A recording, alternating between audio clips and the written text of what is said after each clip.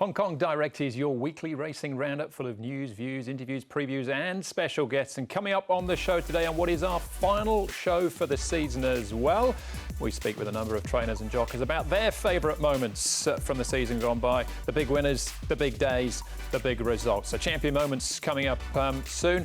We'll also be hearing from Joao Moreira, part 2 of the sit-down interview with Tom Wood. He drills down a little bit deeper this week, Tom, talking about Joe's injury and his season highlights as well, which may or may not include that horse there, Sky Darcy, of course, winning the BMW Hong Kong Derby. So welcome along to the show. Good to have your company as always. I'm Andrew Lejeune. This is the final show for the year. Still 2 meetings to go though for the season. Sha Tin on the weekend and Happy Valley on Wednesday night. But what a year it has been so far. Vincent Ho, we'll hear from him shortly. I'm pretty confident I know which horse he'll single out as being one of his highlights. But let's hear from some of the number of jockeys and trainers here in Hong Kong about their best moments of the season just gone. Starting off with Zach Purton.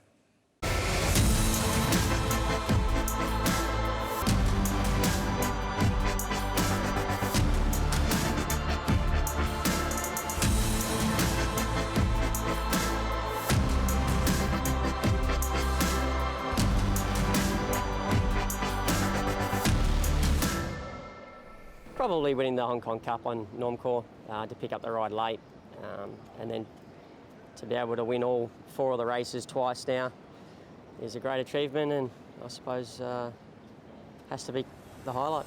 Normcore outside the 3. Normcore's run to the front for Zach Purton over Windbright and Magical, and Normcore won the Cup. It's really hard to pick. Everyone is special, you know. And yeah, I'd say if you ask me to pick, maybe December mile, Hong Kong miles. The December mile. And what about riding the winner for the Japanese? How did that sit with you?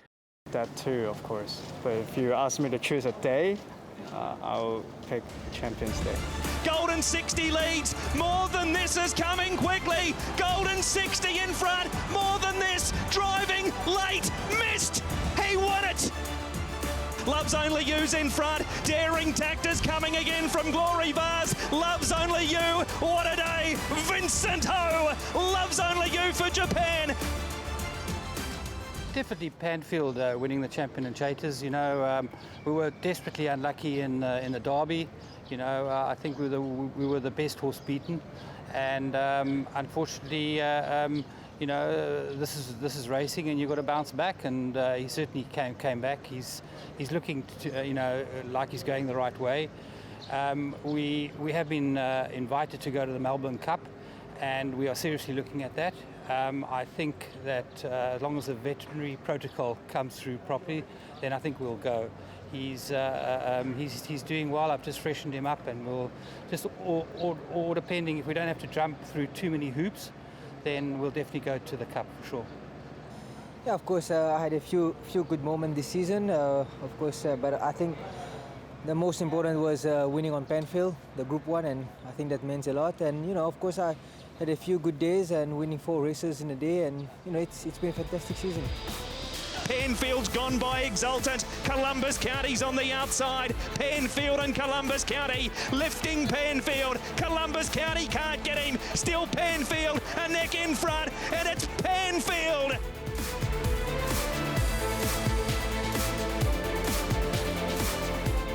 The first one I think is Cow Street on the 1,000 meter at night.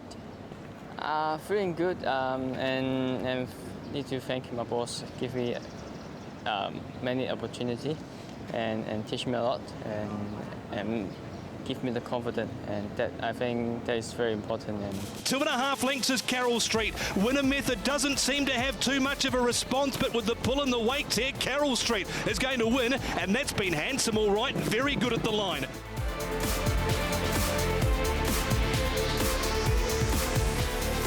Of course, today when I win 5 races, that's an amazing day, and I think it's my head for a very long time. For a long time, it's a very special day. Start to win 1 race. I'm very happy. It's very tough to win a race during the race meeting, and after another one, a second, a third, 4 and 5. That's crazy. I think if you have 15 races this day, maybe I can win more again. Tempest Express in front here for Antoine Hamlin to cap off a magical afternoon. He's going to ride half the card. 5 winners for Hamlin, and Tempest Express takes the last at Sha Tin on a Sunday. I've been good season and have a good support. I'm happy, and my best goal would be Wishful Thinker, the early season, the Group 2, which I can't forget it. The horse getting old, but he very honest and he always show his best in the group race, and so I'm very happy. Wishful Thinker is storming down the centre. Computer Patch leads. Wishful Thinker drives the pair of them. They hit it, and Wishful Thinker half ahead in the Premier Bowl. It looks as though he's won it on the outside.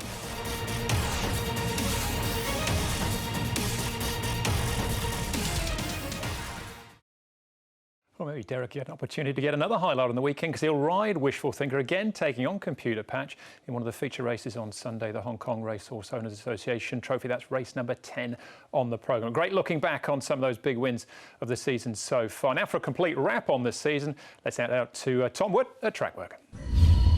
Thanks, Andrew. I'm joined by Leo Schlink, racing writer for the Hong Kong Jockey Club, and Sam Agars from the South China Morning Post. It's been a wonderful year again. We're almost at the end of 88 meetings, 800 odd races, and Leo, it's been a great battle in terms of the trainers, but I think it looks like that Casper Fownes looks to have one hand on the trophy.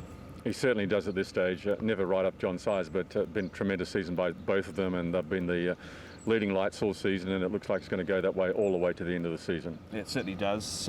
Casper's thrown everything at it this year. He's been lining up horses left, right and centre, but he's unleashed a few progressive horses as well, Sam, the likes of Killer B and co.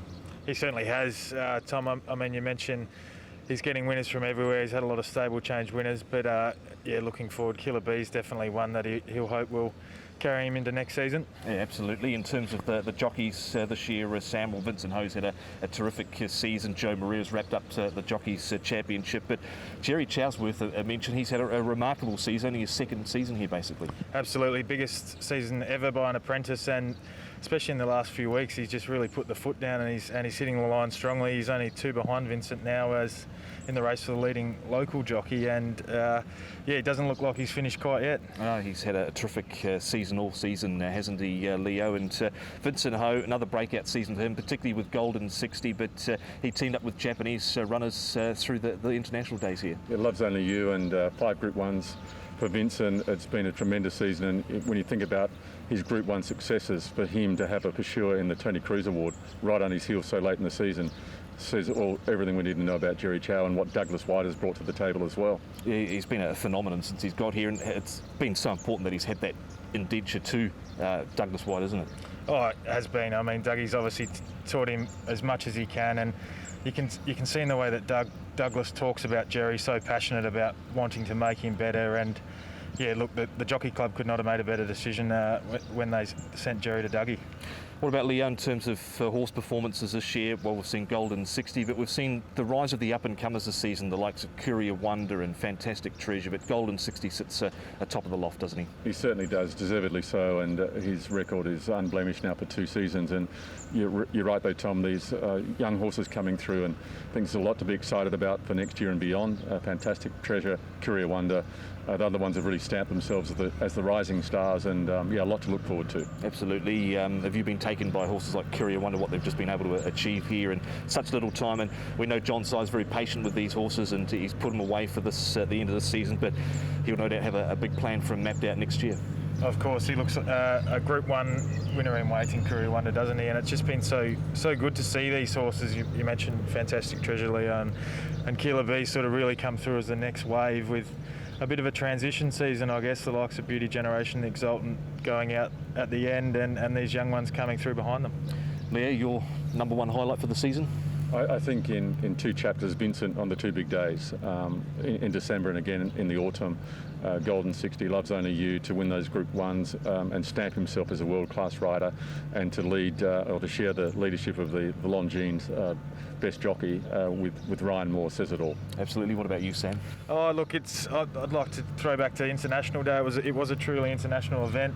Despite everything that was happening, we'd had another wave of COVID leading into the event, and there was a lot of challenges, but see Mogul come out with a magnificent victory in the first Group 1 of the season, Golden 60 win his first Group 1, and a big Japanese presence as well with 2 Group 1s.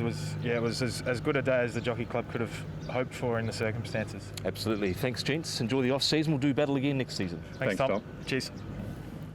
There you go, Tom, Sam and Leo looking back on some of their highlights. Hard to argue with any of that at all. Now, 2 meetings to go. We'll actually have our Champions Award ceremony on Tuesday night, and you can watch that live on the website as well. Some of the categories, Golden 60 for the Champion Miler might be in the bag, but something a little bit more open. Champion 4-year-old I thought was interesting, and Champion Sprinter as well. So let's look ahead to some of the nominees for next Tuesday's Gala finale.